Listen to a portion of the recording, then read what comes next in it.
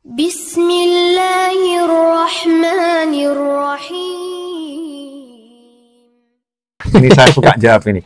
Bagaimana tentang orang yang membenci Habib yang asli? Jawaban saya, mau benci Habib asli, mau benci Habib palsu, mau benci manusia yang lain, itu adalah tindakan yang merugikan diri sendiri. Kami sebagai manusia dididik untuk hidup, untuk tidak menanam kebencian pada siapapun. Jadi benci sama siapapun itu tidak bagus ya.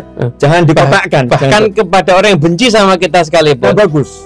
Kita juga tidak diajarkan untuk membenci dia. Jadi jangan mengkotakkan benci dengan Habib ya. Benci dengan siapapun itu tidak bagus. Bahkan di negara kita ujaran kebencian pun jadi masalah itu. Yeah. Orang tidak boleh menyampaikan ujaran kebencian kepada siapapun, tidak boleh. Kita diajarkan untuk mengucapkan yang baik, jangan nyakiti hati, jangan nyinggung orang, jaga perasaan dan lain sebagainya. Karena itu saya selalu menyerukan, udah nggak usah dikotak-kotakan.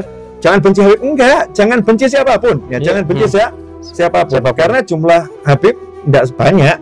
Ya tidak banyak. Tapi kalau jumlah manusia secara umum banyaknya luar biasa. Maka jangan benci makhluknya Allah Taala. Benci makhluk Allah itu nggak boleh kok. Apa ya, merusak hati ya, merusak hati. Jangan benci siapapun. Nah, gimana kalau ada orang yang benci Habib? Nah, ada orang yang benci Habib, ya jangan dibenci gitu ya, jangan dibenci. Pokoknya kita nggak boleh benci siapapun. Tapi orangnya benci sama guru saya, orangnya benci sama ulama, ya biarin, doakan gitu ya. Doakan. Saya punya satu kisah yang dulu pernah saya sampaikan di beberapa pengajian. Ada satu orang ulama lagi ceramah. Nah, kemudian ada orang yang mencaci maki ulama tersebut di tengah majelis.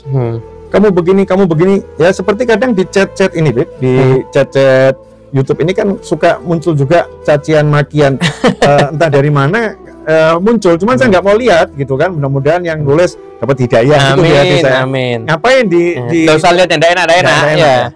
Jangan dimasukkan ke hati. Itu ada satu orang yang mencaci maki di tengah majelis, sehingga murid-muridnya ulama tadi bangkit mau marah. Ulamanya top, jangan ya, biarkan saja. Ulama tadi pulang. Nah, sampai di rumah ulama tadi nangis terisak. Istrinya nanya, kenapa kamu kok nangis, Mas? Kalau bahasa kita ya, kenapa kok nangis, Mas? Jawaban suaminya, tadi saya di pengajian dicaci maki oleh seseorang. Istrinya solihah, nasehatin, gimana sih kamu dicaci maki kok nangis, itu kok diambil hati, bla bla bla bla bla. Nah, suaminya jawab, saya nggak marah, saya nggak sakit hati. Kenapa kamu nangis? Saya itu nangis karena satu hal. Kenapa saya terlambat memaafkan? Saya nggak marah, tapi saya belum bisa maafkan. Saya tadi memaafkannya dalam perjalanan pulang. Perjalanan pulang baru saya maafkan. Betapa buruknya saya, Masya Allah. Ini dicaci, dimaki, dihina. Dia menangis karena keburukan dirinya. Bukan menangis karena melihat orang itu buruk, enggak.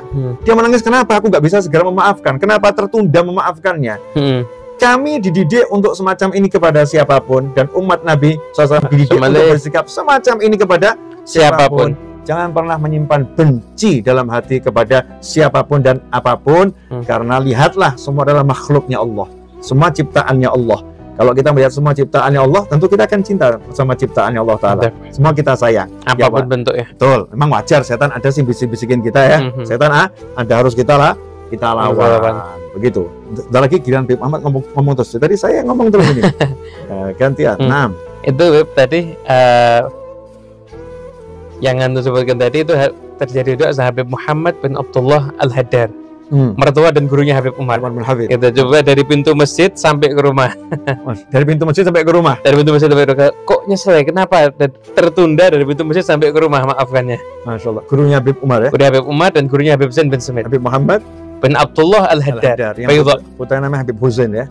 Ya. Saya pernah ketemu sama putranya ketika berkunjung ke Solo dulu di masa Habib Anis. Masya Allah. Ada cerita menarik, cuman nggak sekarang.